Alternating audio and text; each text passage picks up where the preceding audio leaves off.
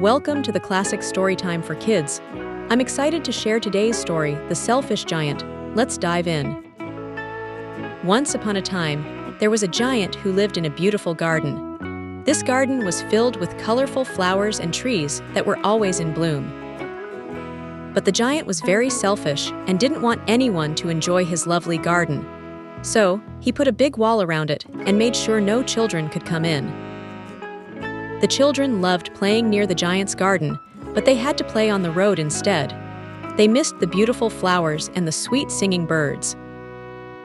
One day, while the giant was away visiting a friend, the children decided to sneak into the garden. As soon as they entered, they were filled with joy.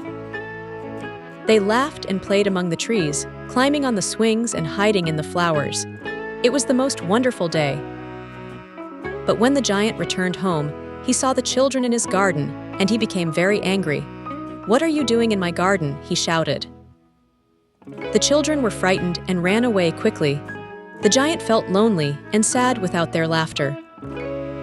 Days turned into weeks, and the giant decided to build a higher wall to keep the children out. He thought this would make him happy, but it didn't. Soon, the seasons began to change. While everywhere else turned to spring, in the giant's garden, it remained winter forever.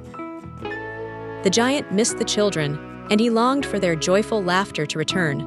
One morning, he woke up to see something wonderful. He looked out of his window and saw a little boy trying to climb the wall. The boy was so small, but he had the most beautiful smile. The giant's heart melted, and he realized that he had been very selfish. He decided to break down the wall and invite the children back into his garden. When the children came back, they were overjoyed.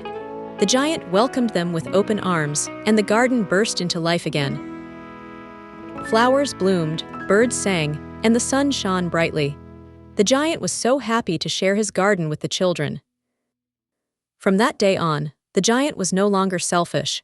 He played with the children every day and learned that sharing made him truly happy. And so, the garden was filled with laughter, joy, and friendship, and the giant became the happiest giant in the land. And that, my friends, is the story of the selfish giant. Remember, sharing makes the world a happier place.